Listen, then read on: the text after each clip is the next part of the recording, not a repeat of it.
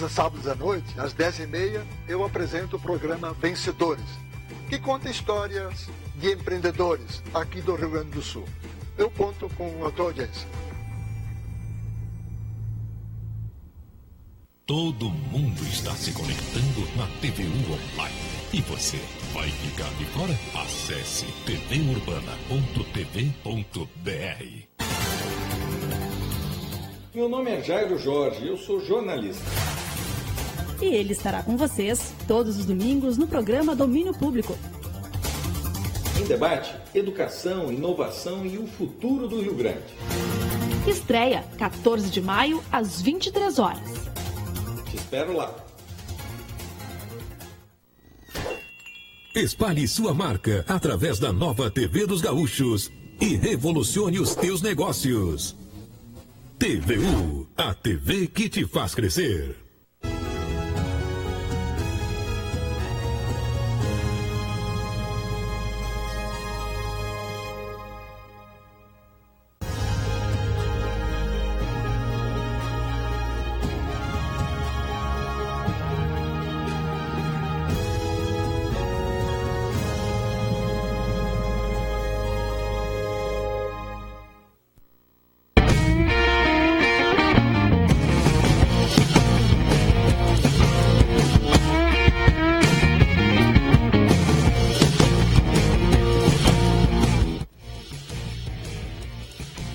Muito boa tarde, meus amigos. Estamos começando o Virando o Jogo desta quarta-feira, dia 3 de maio, ao vivo aqui pela TVU, canal 55, canal 11 no Sistema Net e também pela internet através do player da TVU, tvuplay.tv.br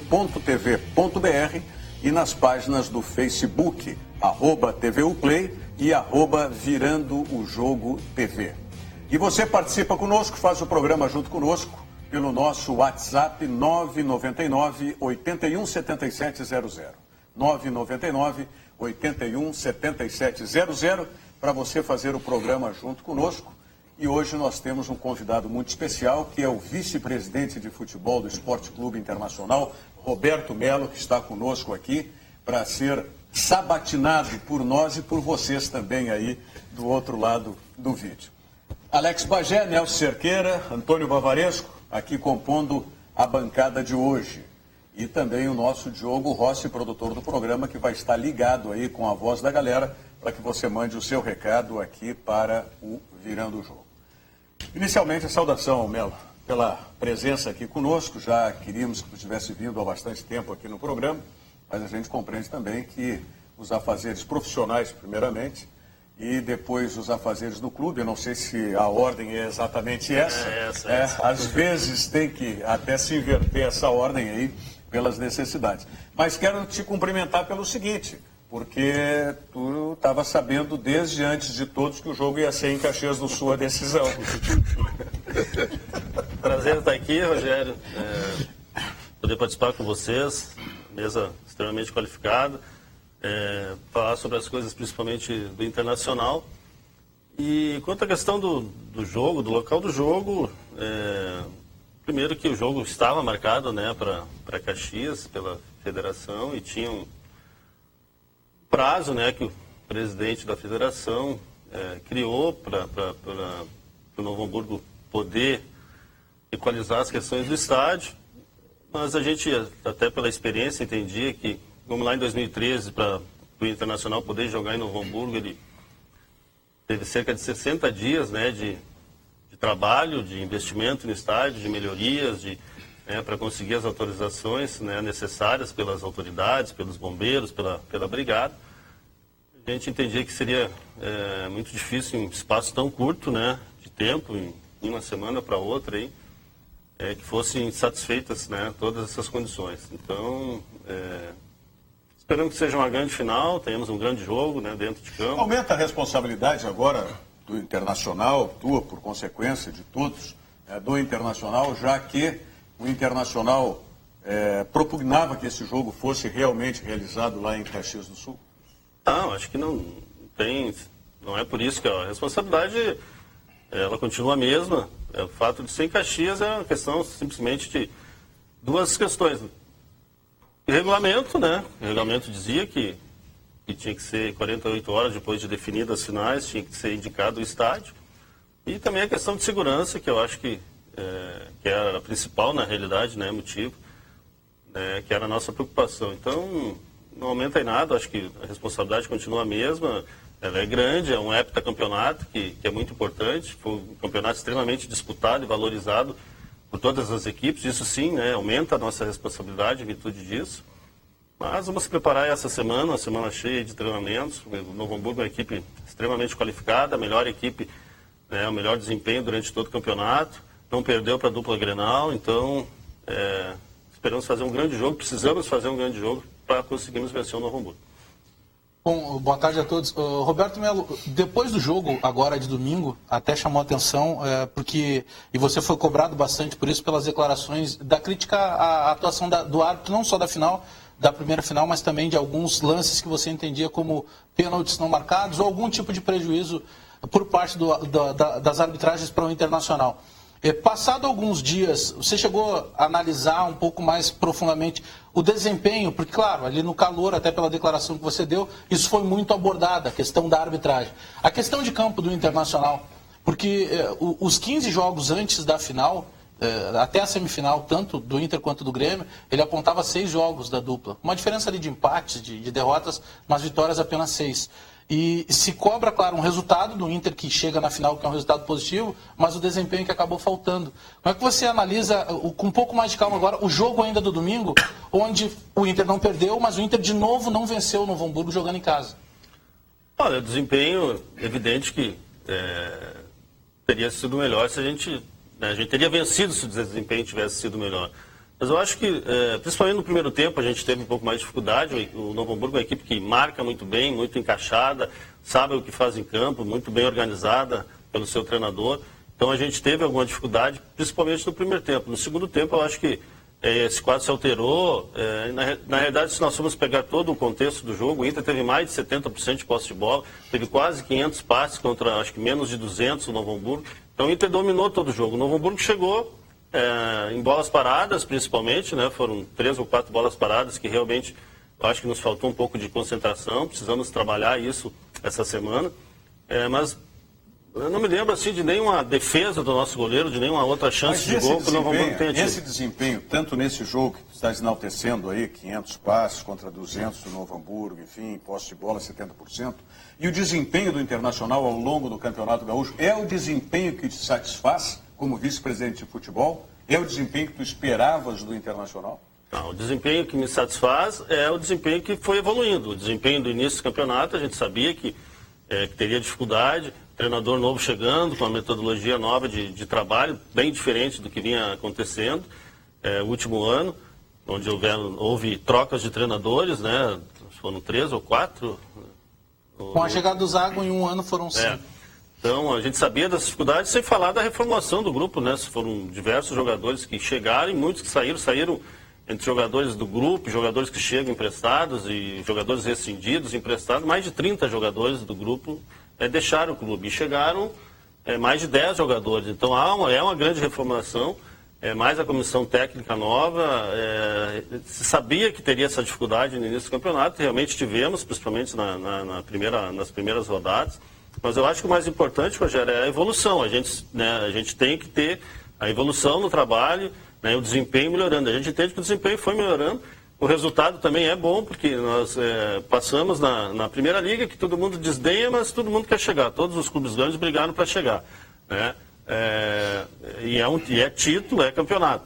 A Copa do Brasil, conseguimos avançar, estamos entre os melhores clubes do Brasil na Copa do Brasil. Passamos pelo Corinthians, um clube que está aí prestes a se sagrar campeão paulista. E no Campeonato Gaúcho chegamos à final. Fizemos a nossa parte. Temos a obrigação como clube grande de vencer o campeonato. Acho que temos até. É uma responsabilidade grande. Temos um campeonato importante que é o EPA. Mas, voltando na tua pergunta, eu acho que o importante é a gente avaliar a evolução do trabalho. O trabalho vem sendo bem feito e a equipe vem evoluindo. É o que nós queremos? Não, acho que não. Acho que a gente precisa ainda melhorar, precisa evoluir. Tem jogadores que chegaram e nem estrearam ainda, né, praticamente. O Cirino nem estreou. O Gutierrez fez um jogo só da Copa do Brasil. Então, tem jogadores que vão chegar, no caso do Pote. Pode haver ainda movimentações agora aí até começar a Série B ou no decorrer dela, então é um grupo que não está totalmente pronto, mas eu acho que o trabalho está evoluindo e vai continuar evoluindo. O goleiro que joga domingo é o mesmo que vai jogar na estreia na Série B? Olha, isso a gente ainda não tem essa informação, pode ser que não, pode ser que seja o Daniel, o goleiro da Série B, né, para estrear, mas isso a gente vai ter que avaliar durante essa semana, a evolução dos tratamentos que estão sendo feitos, principalmente com o Lomba e com o Danilo, e um deles indo para o jogo, avaliar como é que vai ser outra semana a resposta, né, para a gente trabalhar o outro jogo da outra semana. Pode ser que jogue um deles na final e outro no primeiro jogo da Série B. Em condições ideais eles não estarão, né? Eu acho que 100% de condições, realmente, eles não estarão, mas a gente está trabalhando muito, a evolução vem sendo muito boa, para que a gente possa ter um goleiro em condições de nos ajudar a conquistar o heptacampeonato. Daqui 2 dias fariam 30 dias da cirurgia do Danilo, só para ter uma ideia do pouco tempo que faz. Eu ia te perguntar exatamente isso sobre o goleiro. Há a possibilidade do Internacional contratar um goleiro para disputar, um goleiro a mais para botar no grupo, um goleiro novo? Olha, acho que não é esse o nosso pensamento, porque logo ali, tanto o Danilo quanto o Lomba estarão em plenas condições. O Daniel, que hoje está lá, o goleiro que está em condições, é um bom goleiro também, vem treinando muito bem. O Keiler, que vai perder um pouco mais de tempo, e a gente contratar, talvez a gente está analisando na realidade essa situação, mas a gente contratar um goleiro, um bom goleiro, fazer investimento no goleiro para ele ser o terceiro goleiro, pode ser uma demasia. Agora, se a gente achar daqui a pouco um goleiro no grupo ou na base, ou trazer algum goleiro de volta que esteja emprestado, ou até algum jovem aí, talvez a gente possa pensar. Mas trazer um goleiro pronto para ser o terceiro goleiro, eu acho que talvez não seja a melhor solução. A questão imediata é do domingo. Hoje é quarta-feira, tem 3 dias para recuperação. Não, mas Rogério, eu me permito discordar, porque eu acho que além da questão do... Claro, domingo é imediato, mas o Internacional tem uma sequência de estreia na Série B, depois tem Copa do Brasil, se não me engano. É 17 Palmeiras fora. Não estou entrando no mérito da qualidade do Daniel, mas se acontece uma fatalidade... 100% de condições é... Sem dúvida. E aí quem é sem dúvida. Mas pode ser... A Série B... a Série B é daqui a 10 dias. Na outra semana. Então vamos dizer que o Danilo Lomba não tem 100% de condições. Mas vão estar melhor. E o Daniel é um bom goleiro, pode fazer a estreia. O outro jogo, na outra semana tem mais uma semana. E a Série B é um campeonato em sequência.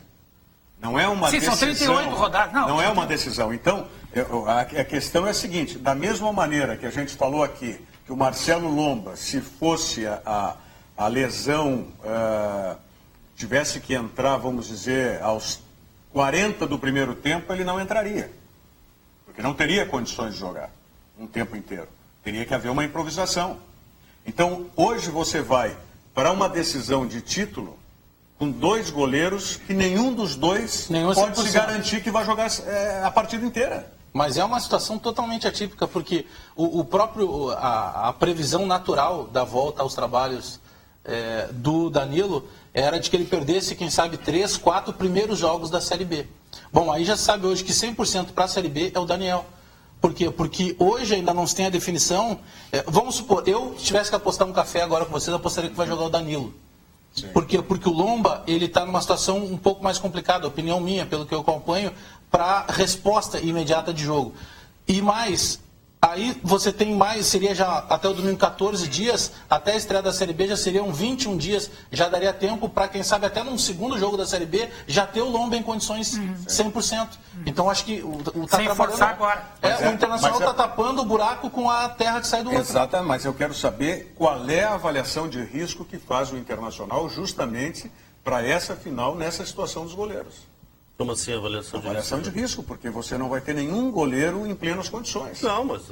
Aí você vai ter circunstâncias de jogo que você sabe que o goleiro não vai ter condições de ter uma intervenção. Sim, mas essa é uma situação que não é imutável. Então é essa avaliação de risco que eu digo. Não tem outra alternativa. Como é que vocês estão avaliando esse risco de ir numa final dessa maneira? A gente está trabalhando...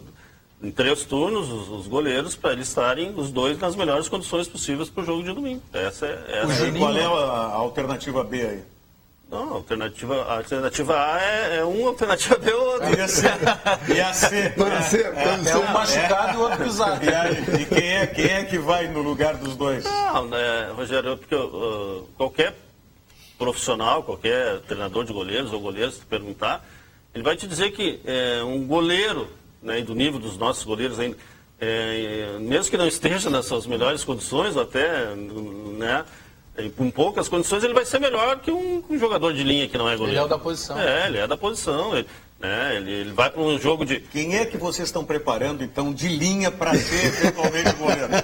O cara de linha que se ofereceu é o Denilson. Mas aí é um jogador que é importante no sistema. Mas é que nessa situação o Denilson não tira do time, pelo amor de Deus, tu não tira o Denilson do time. Não, mas é um cobertor curto. Mas o Juninho do Novo Hamburgo disse ontem que vão chutar muito gol. Eu voto no Anselmo, velho. É isso aí. Entrevista do Juninho ontem no Estado do Vale. E aí, Juninho, a situação dos goleiros do Inter só, nós vamos chutar o máximo de bola. Será que conseguir chutar, né? E será que o Novo Hamburgo mudando a maneira de jogar não pode atrapalhar o Novo Hamburgo? Pode, claro que sim.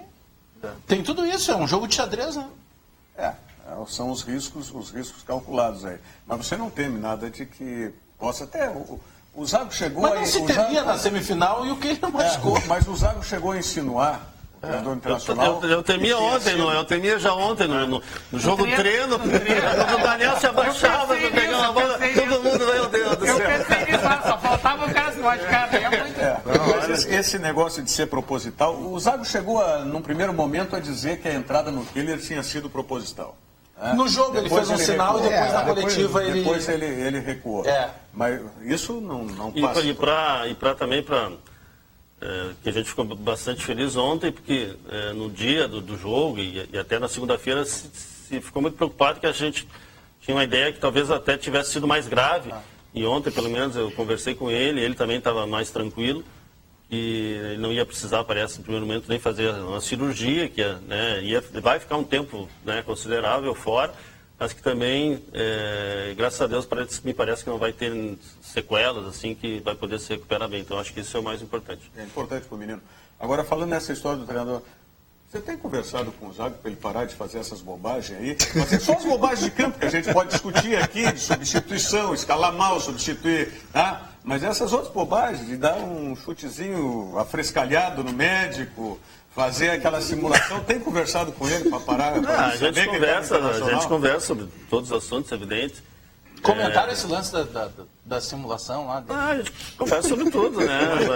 Não tem como, a gente conversa. Mas o Zago, ele é vocês acham que notam isso, ele foi um jogador extremamente competitivo e ainda é um treinador, né, extremamente competitivo. Ele, principalmente durante o jogo e nos minutos após, assim, recém terminado o jogo, ele ainda parece que ele estava jogando. Se ele pudesse, ele entra em campo, né? E isso eu acho que faz parte do processo de formação. Ele é um treinador ainda, né, em formação, um treinador que se preparou, que estudou, que tem experiência como jogador. Ele já tem experiência como treinador, mas é um treinador ainda em formação. Acho que vai fazer parte do processo aí de afirmação e de formação dele. Essa parte de ter mais tranquilidade na beira do campo ali, e eu tenho certeza que ele vai evoluir nesse sentido aí. Eu sei que o Nelson tem uma pergunta sobre escalação de jogador para te fazer. Eu vou fazer pergunta? Não, tenho certeza. Tenho certeza. Mas antes você vai conferir aí o All New Cerato, que você encontra em condições imperdíveis na Kia Sun Motors. Confira. All New Cerato, o sedã médio da Kia. Novo design, tecnologia, conforto, desempenho e com 5 anos de garantia. A partir de R$ 79.990 à vista. All New Cerato é na Kia Sun Motors. Venha fazer o test drive na Ipiranga 7110. A Sun Motors, Kia Sun Motors Ipiranga 7110. Faça o test drive com All New Cerato. Eu tenho certeza que você vai ficar encantado com o carro. Pergunta, Nelson, do teu jogador. O Internacional, ele tem no time, né, eu noto uma sobreposição do Anselmo com o Rodrigo Dourado. Uma coisa que, no primeiro tempo, pelo menos, do jogo contra o Novo Hamburgo, ficou evidente que o Internacional não conseguiu jogar. Há uma predileção do Zago pela escalação do Anselmo, pela falta de talvez um substituto para o segundo volante. Não há no grupo um outro segundo volante com mais capacidade técnica, eu pergunto isso. Porque a gente sabe que o Anselmo defende teoricamente bem. Agora, com a bola no pé, é meio complicado, né? Nelson, ele tem, evidente que tem alternativas no grupo. Tem alguns que ele não pode usar, né? A que ele tem mais usado é o Wendel, mas com a lesão do Carlinhos ele não está conseguindo usar, e ele já disse, ele não gosta de improvisar. Tem o Gutierrez, que não pode jogar o gauchão, que não tá inscrito. O Fabinho também, que ele poderia usar ali, que também não estava de saída, acabou não sendo inscrito, e acho que vai ficar. Seias, que chegou a ser utilizado ali no início do ano, né? Mas, são avaliações que o treinador faz. Tem menino, ele tem o Val, que é um menino que acho que tem bastante futuro. Mas é um momento de decisão, de final, talvez por isso a opção pelo Anselmo. Mas são escolhas que o treinador faz. Ele tem o grupo, tem as opções que ele tem no grupo, e ele usa aquelas que ele entende melhor para aquele momento. Então, eu acho que há opções, tem outras opções que estão chegando, mas nesse momento ele utilizou o Anselmo, ele achou a melhor maneira, ele achou essa opção, a gente tem que respeitar. Seiras na Chapecoense, Hernando no Fluminense, Eduardo no Atlético Goianiense. São 3 negócios que estão acontecendo? Há desses 3, 2 possibilidades mais concretas que houve realmente interesse, que é do Seiras, né, Chapecoense, mas são situações ainda que não estão totalmente definidas. O Eduardo também, né, o interesse do Atlético Goianiense, mas do Hernando, oficial, até o momento não tem nada. Até sobre o zagueiro, eu sempre acho até, e estou começando a concordar com uma ideia do Rogério Amaral sobre o Ortiz. Bom, tu vai concordando. Não, mas eu falei do Ortiz antes de muitos torcedores do Inter conhecerem o Ortiz, porque eu acompanhava a base do Internacional. E eu ainda acho que ele é bom zagueiro, embora ele venha falhando. Mas o Ortiz, ele acabou aparecendo depois da contratação, por exemplo, do Neres, que vinha de um ano em que a zaga que ele jogava do Santa Cruz foi uma peneira no campeonato, e também a chegada do Klaus, que era um jogador indicado, até onde a gente sabe, pelo Antônio Carlos Zago, e que, na minha opinião, era mais do mesmo do que já tinha o Internacional. Por que tinha necessidade, quando esses 2 jogadores chegaram, já tinham conhecimento da possibilidade de dar chance pro Ortiz? Porque o Inter hoje tem, por exemplo, 8 zagueiros, né? É evidente que sim, Bagé. Quando a gente fez a avaliação lá no final do ano, ainda em dezembro, já estava definido que o Ortiz ia fazer parte do grupo principal, antes mesmo das contratações. Porque eu já por ter trabalhado lá, inclusive em categoria de base, profissional, eu já sei como é que funciona. Se o jogador, mesmo da base, você acha que tem condições, de estar no grupo principal, você tem que trazer ele para o grupo principal. Tem que deixar ele ali, ele fazer parte do grupo. Se aqueles jogadores que estão lá na base, que o treinador puxa, vem, treino, acabam ficando nesse vai e vem e acabam não se firmando, entendeu? Então você tem que entregar já para o treinador no início do ano aqueles jogadores que você acha que tem condições de estar ali no grupo, e o Ortiz foi um deles, o Val foi outro, e a gente já sabia que ele tinha essa condição de fazer parte do grupo, mas a gente ainda era um menino ainda que estava vindo, né, não tinha nunca jogado no profissional, a gente não podia ter essa convicção que ele ia chegar e ia resolver o nosso problema, e nós não podíamos esperar, né, utilizar ele durante o campeonato para sair agora, talvez nesse momento, atrás de outros jogadores. O Klaus, principalmente, o jogador da confiança do treinador, acho até que quando jogou não comprometeu, acho que foi bem nos jogos que participou, é um jogador que acho que vai nos ajudar bastante esse ano na Série B, tem a confiança, como eu falei, do treinador. E o Neres foi um jogador que, apesar da natural, né, que o time que foi o último colocado tivesse a defesa mais vazada, vamos dizer, do campeonato. A gente não pode analisar só números, porque se a gente analisar só números, não faria sentido a crítica, né, que tem hoje, torcida, imprensa, aos nossos zagueiros. Porque o nosso problema não foi o nosso sistema defensivo ano passado. Nossa zaga foi a 7ª melhor do campeonato.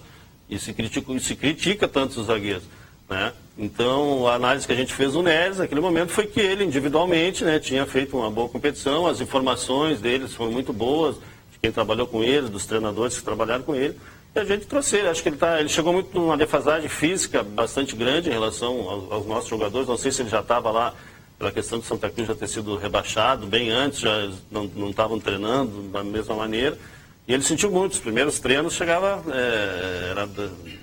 ele sentia demais.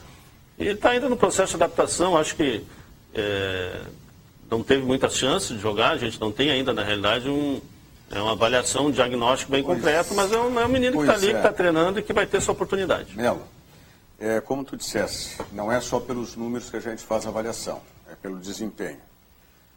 Agora, depois desse primeiro jogo da final, começou a se falar muito da bola aérea do Internacional. Eu venho me batendo há muito tempo nessa questão e desde o ano passado. O Internacional, infelizmente, e no meu conceito de defesa, você precisa ter pelo menos 2 bons cabeceadores. Não precisam ser os 2 zagueiros. Pode ser um zagueiro, um lateral, um volante, mas tem que compor num sistema defensivo pelo menos 2 bons cabeceadores.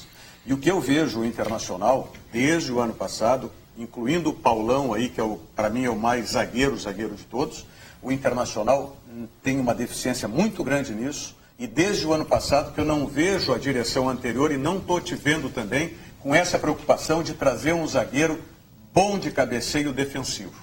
O próprio Neres, quando foi contratado, eu li uma reportagem, não quero fazer injustiça, mas acho que foi na 0 Hora, entrevistando alguém de lá que dizia: na bola frontal ele vai bem, na bola lateral de cabeça ele não é um especialista. Então, isto, pensando já numa Série B, onde você vai ter muito desse lance, tá?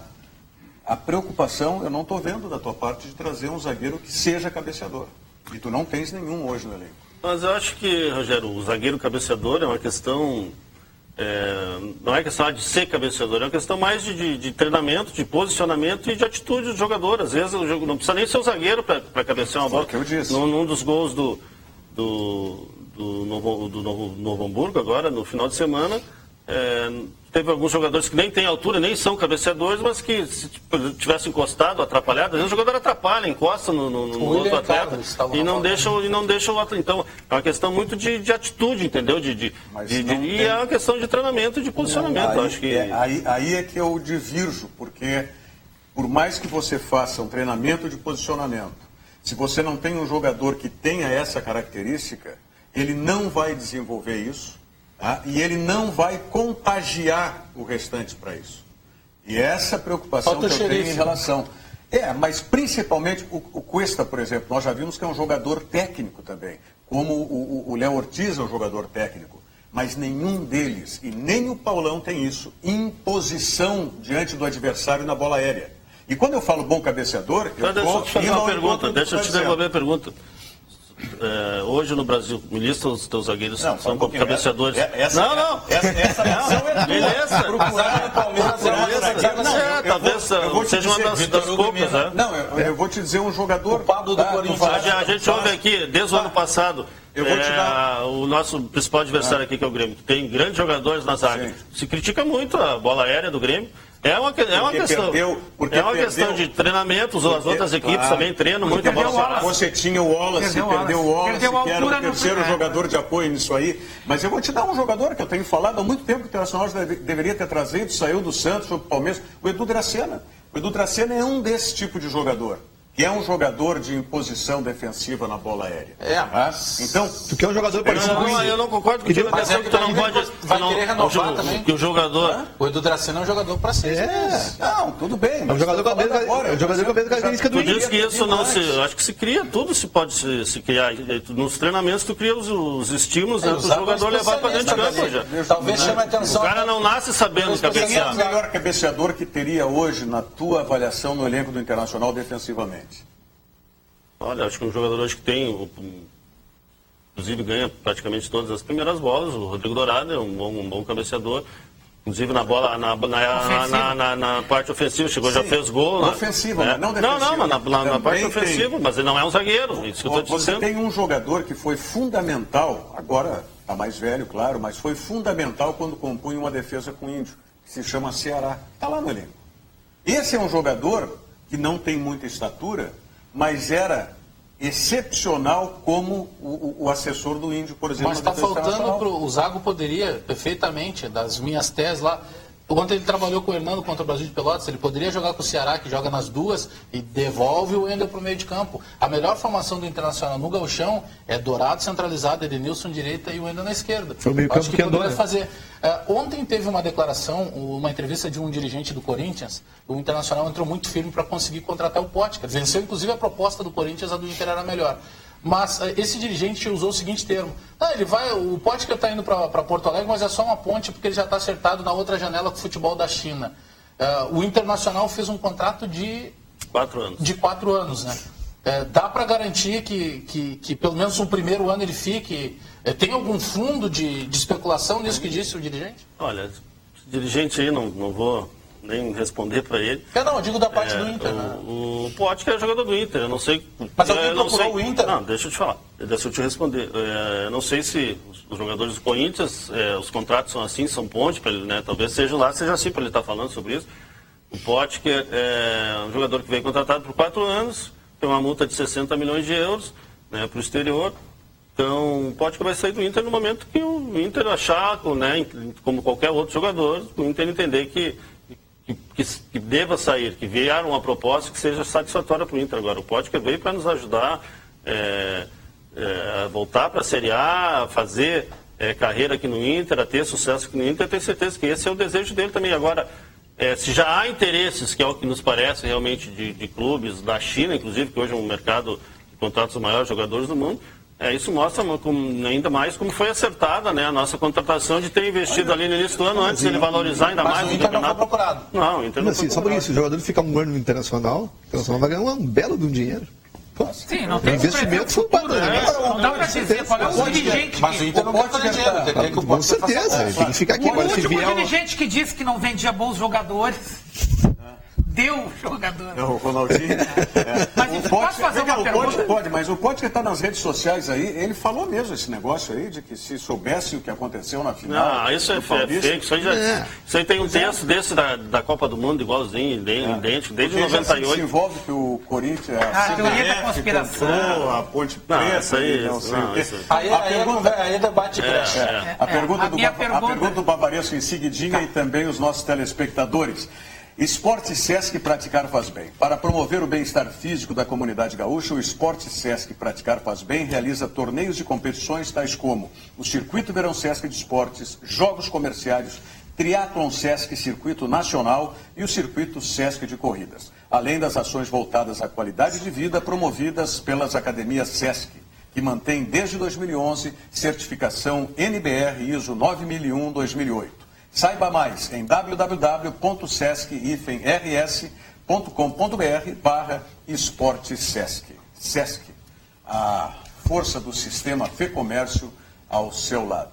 Bavaresco, pergunte, Bavaresco. Nós temos que liberar daqui a pouco mais o É uma curiosidade que eu tenho internacional. Claro que seria difícil ter um substituto igual a ele.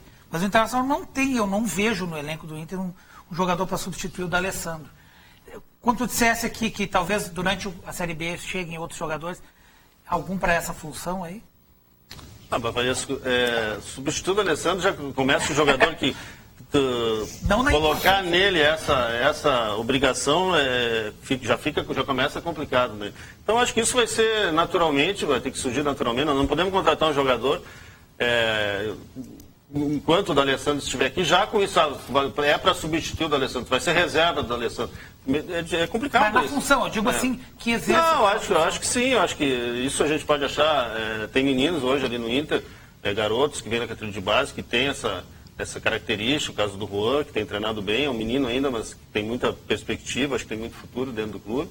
E também, se a gente achar necessário, achar uma boa oportunidade no mercado, a gente possa fazer esse movimento. Agora, não é assim uma coisa que a gente tem desesperadamente, porque também a gente pode jogar. Eu acho que o futebol hoje, muitos dos clubes jogam sem ter esse armador. Nós temos uma quantidade, eu acho que qualidade boa de atacantes hoje. Pode jogar, às vezes, sem ter essa figura, e muitos clubes jogam sem ter essa figura. O Real Madrid joga assim, um armador clássico, né? Então, acho que a gente não tem que ter essa obsessão, né, de achar um substituto. Não, eu digo porque o Inter, a gente percebe que o D'Alessandro tem uma importância muito grande, claro, pela figura dele, mas eu estou abstraindo isso, estou falando só tecnicamente. Sim. Então, realmente, é um time acostumado a jogar assim. Né? O Diogo Rossi, vamos fazer uma rodada dos telespectadores antes do Melo sair. Participando com a gente, né, aqui um telespectador, o Sidney de Jesus, ele faz uma pergunta bem parecida com essa do Bavaresco. Manda um abraço a todos e pede para perguntar ao Melo. Melo, você entende, né, a necessidade, no fim do ano, da contratação de alguém para substituir o D'Alessandro ou espera mantê-lo?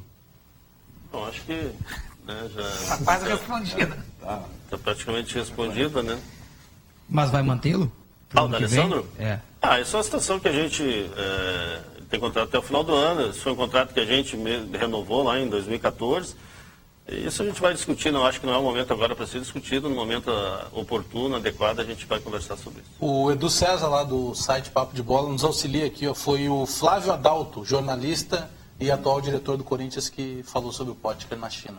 O Anderson de Sapucaia, ele pergunta o seguinte: Melo, eu como torcedor colorado entendo que é hora de você mandar o Zago embora, não concorda comigo? Não concordo. Tá participando com a gente também aqui o Miguel, né, que é gremista do Passo da Areia, tá mandando um recado e disse assim: sempre ouvi falar que quem trouxe para o Internacional o Arangues foi o Melo. E gosto dele como dirigente. Manda um abraço para você, o Miguel do Passo da Areia, gremista. Um abraço pro Miguel, obrigado. E foi quem trouxe o Arangues. E o Edenilson, né?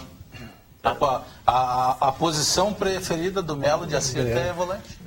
De qualidade. Que sabe jogar, né? Que entra no time e sai jogando.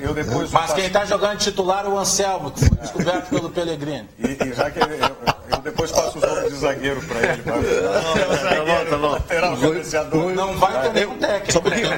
O Rogério é com a ótica de goleiro, viu? É zagueiro, ele vai te dar Rogério, tudo é um contexto, tudo é um plano. Quando tu monta um time, tu tem um treinador e tu conversa com ele, tem que achar peças que se adequem à característica do time que ele quer jogar. Hoje, se tu analisar hoje, nosso time joga com uma saída de bola com os zagueiros, com uma linha de 3, com o Dourado, recuando e os dois zagueiros, e tu tem que ter dois zagueiros que saibam jogar.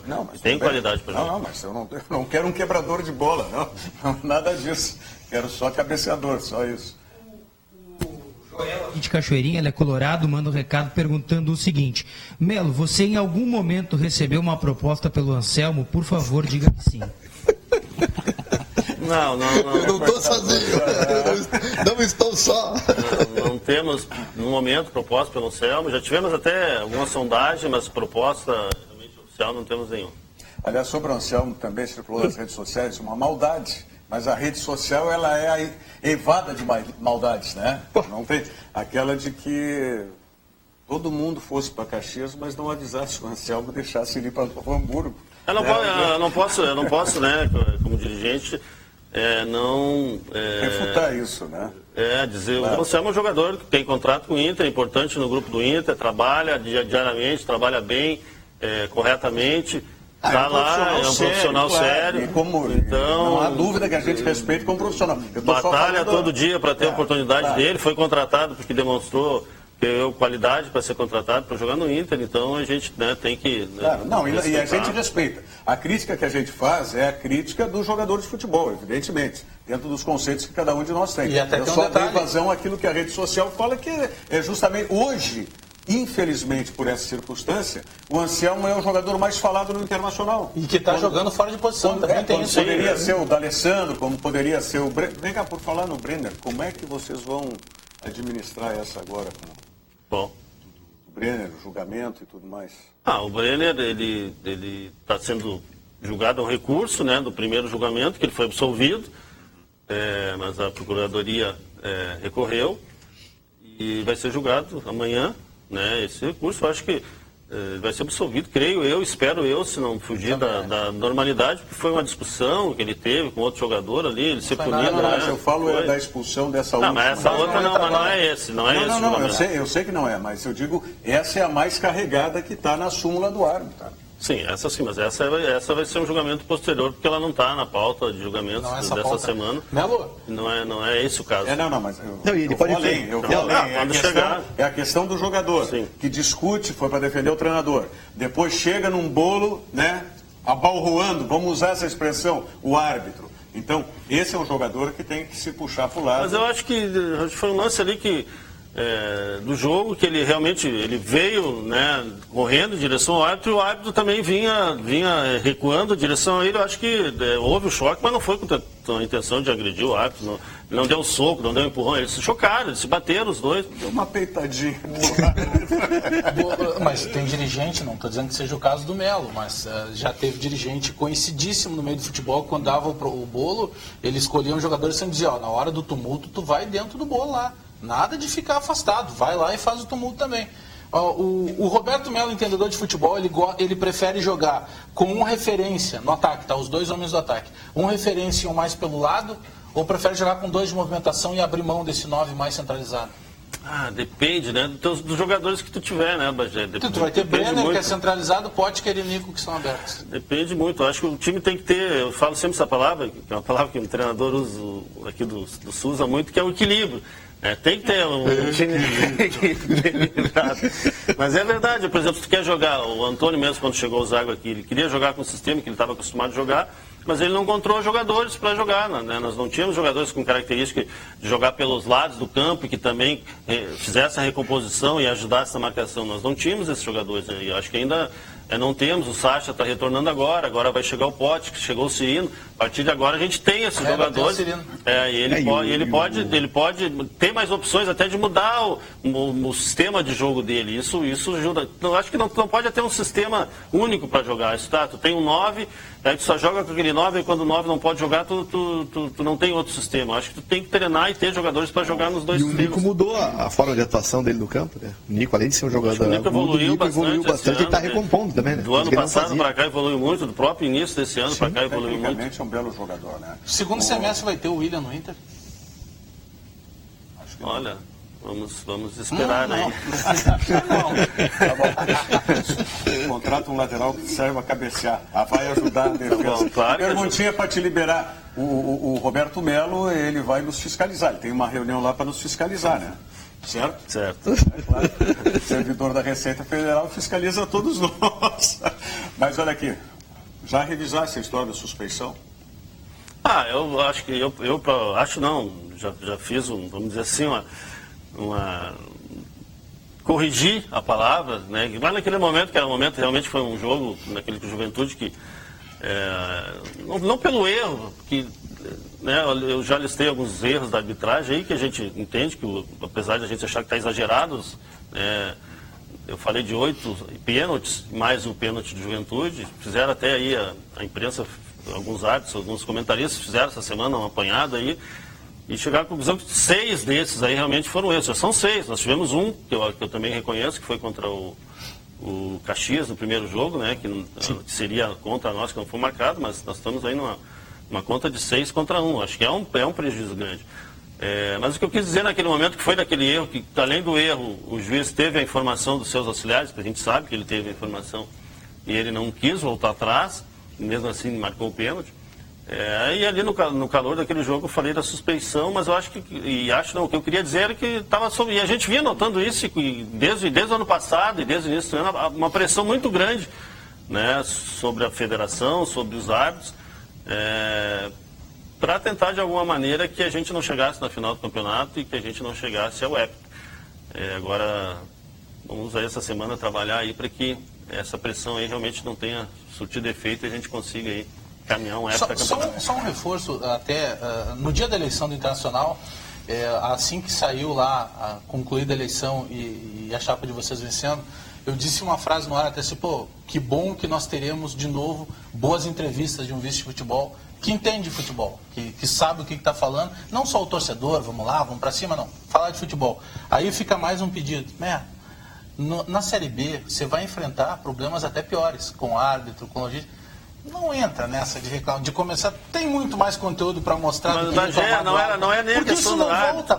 Não era a questão do árbitro. Nossa discussão não era contra a arbitragem. Acho que a gente tem grandes árbitros aqui no Rio Grande do Sul. Acho que talvez tenha dos melhores nos últimos anos aí, árbitros aqui do Sul. Mas a gente não podia assistir passivamente a pressão que estava sendo feita diariamente sobre a federação, e isso surte efeito, né,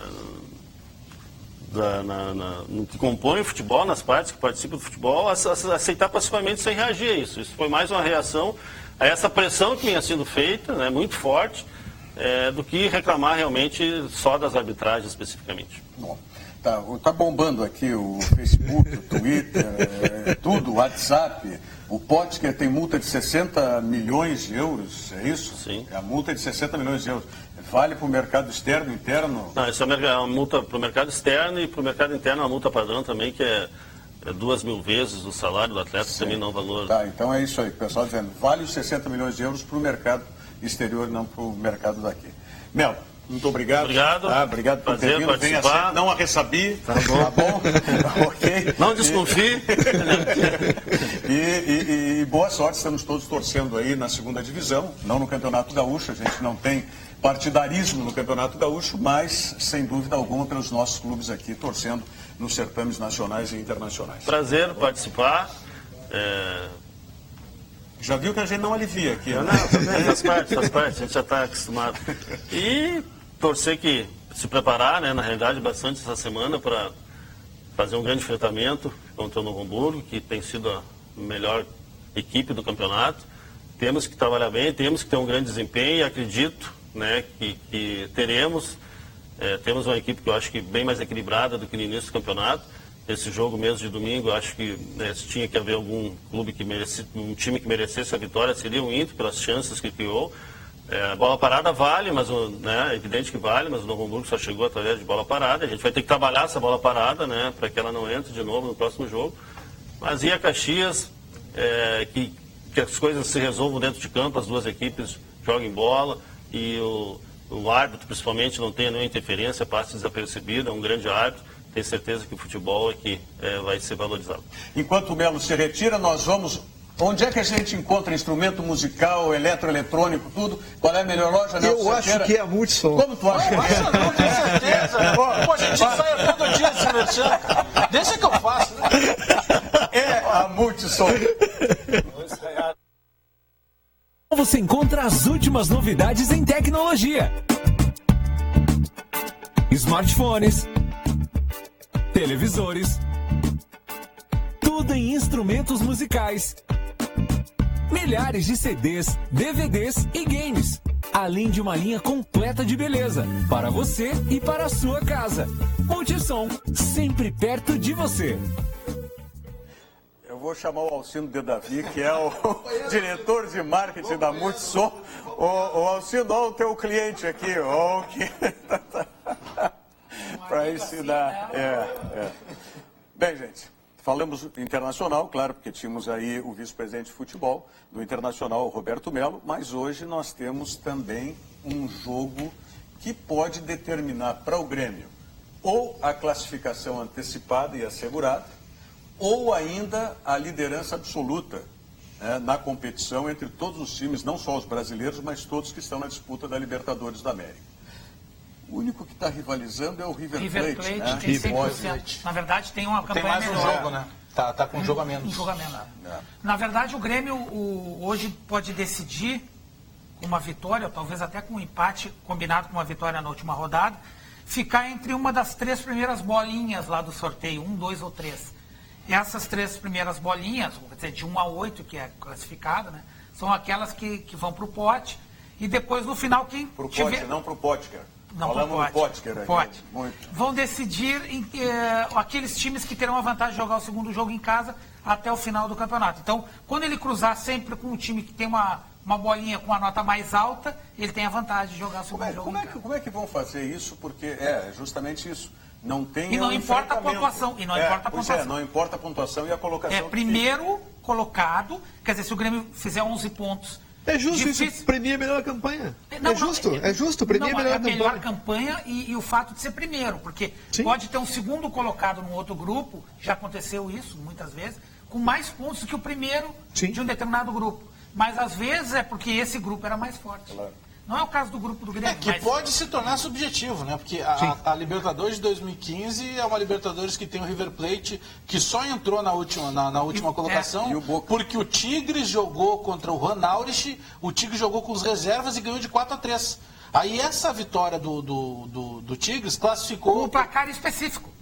Que era um placar específico. Classificou o River. Aí depois teve o efeito do gás pimenta, mas ali o River já estava ganhando de 1-0. E aí na final, o River derrubou quem tinha lhe ajudado, que foi o Tigres. Mas o sorteio pode determinar o de melhor campanha contra o segundo da melhor campanha, não pode? Não.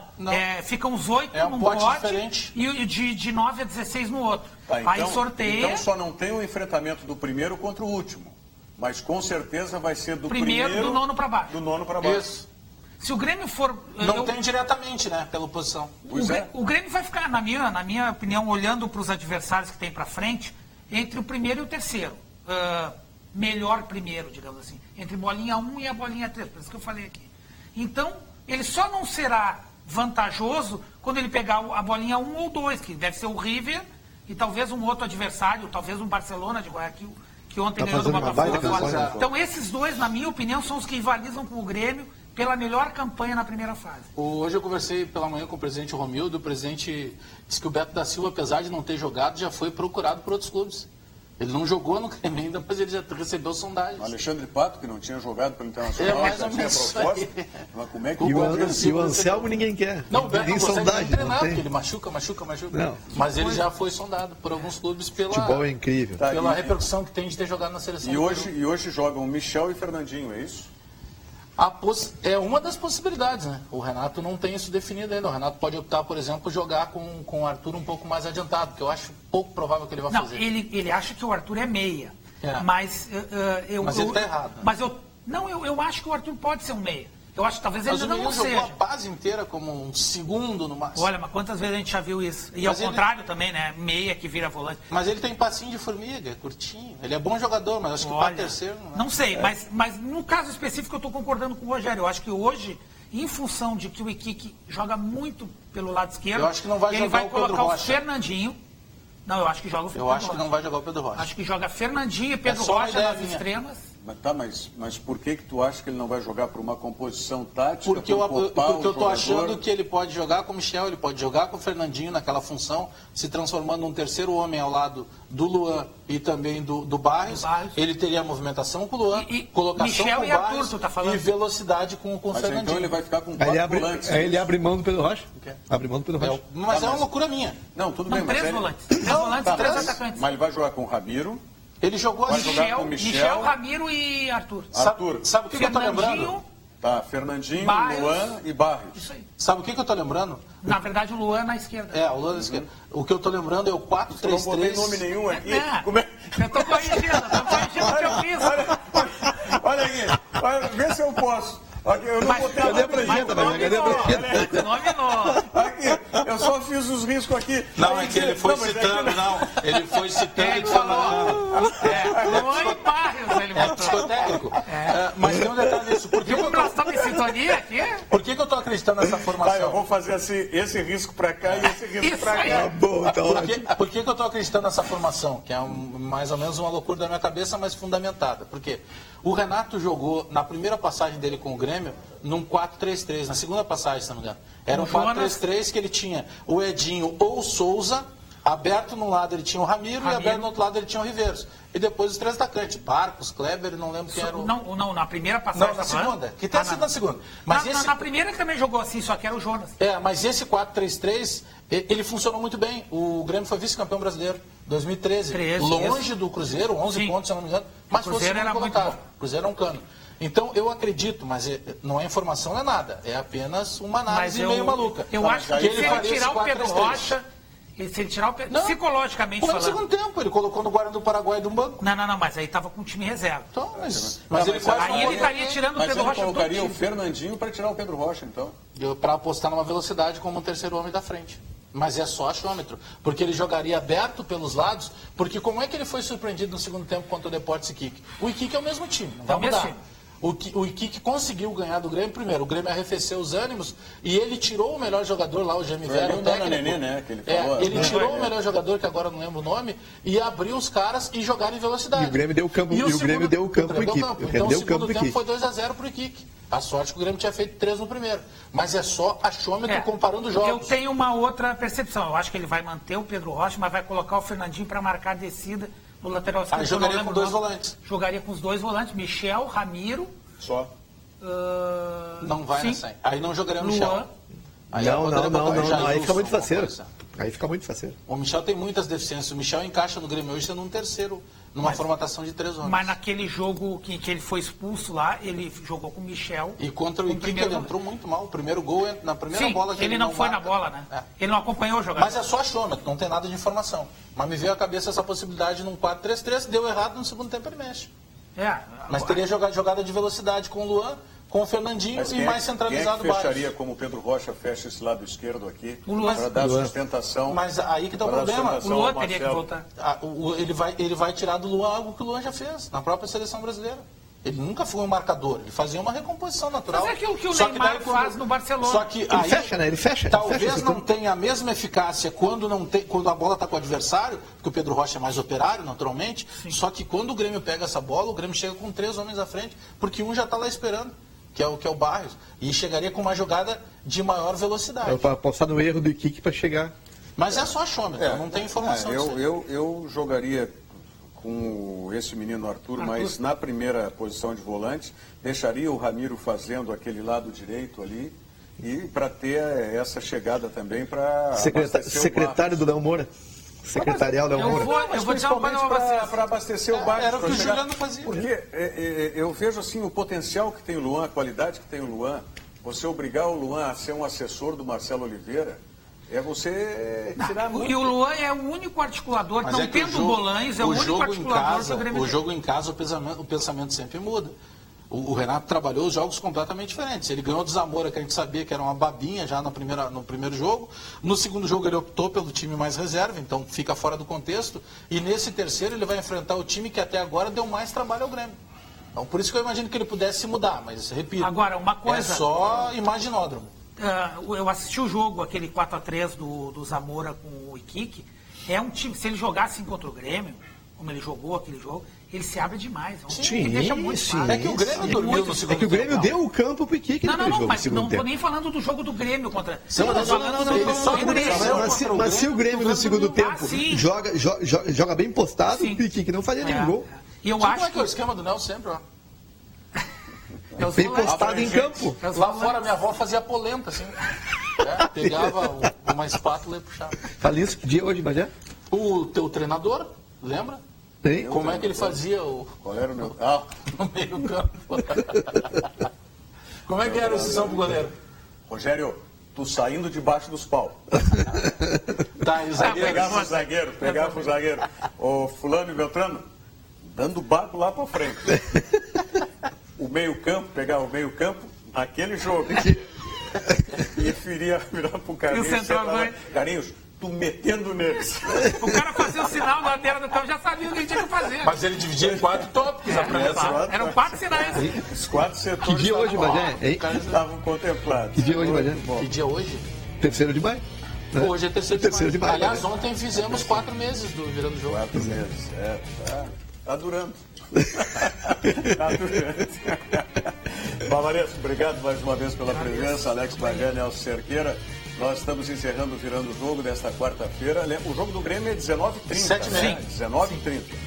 É 19h30 ou 7h30? Não, 7h30.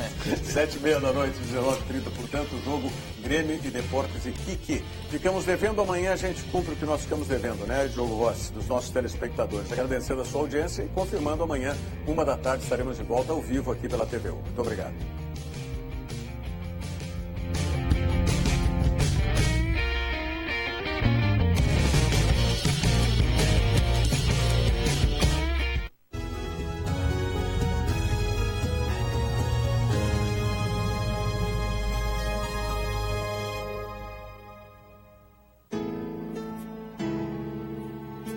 Programa Alejandro Malo Entre Amigos. Transmitido ao vivo todas as segundas, quartas e sextas-feiras às 18 horas, é apresentado pelo jornalista Alejandro Malo, durante 40 minutos, buscando levar ao grande público uma agenda positiva com suavidade. A cada programa são realizadas entrevistas com personalidades que desfrutam de um café da tarde com o comunicador, conversando sobre a projeção em suas profissões e histórias de vida.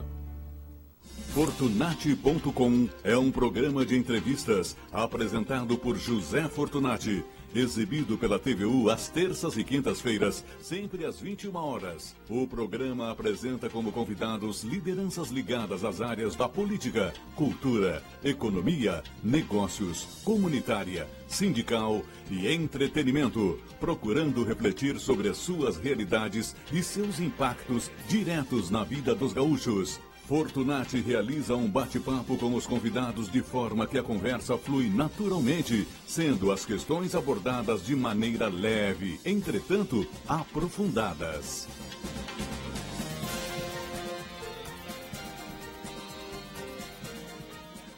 Com 25 anos de experiência no mercado moveleiro de Gramado, a Difrison projeta seus móveis personalizados com estilo marcante, design e tecnologia avançada. Com loja e fábrica em Gramado, a Difrison sempre buscou atualização e inovação, tornando-se referência em criar espaços únicos para todo o Brasil. Difrison, viver bem com estilo. Fone 54 3286 4044. Avenida Borges de Medeiros, 1489, Gramado. A cada dia que assistimos o noticiário, ficamos mais preocupados com tudo o que está acontecendo nesse país, em especial com a economia. E nos perguntamos, tem solução? Tem solução sim. Não podemos perder a esperança nas pessoas. Precisamos de um governo de atitude, que seja sensível às necessidades da população e tenha capacidade de garantir os direitos aos trabalhadores. E, claro, investir em quem produz e gera emprego. PSB.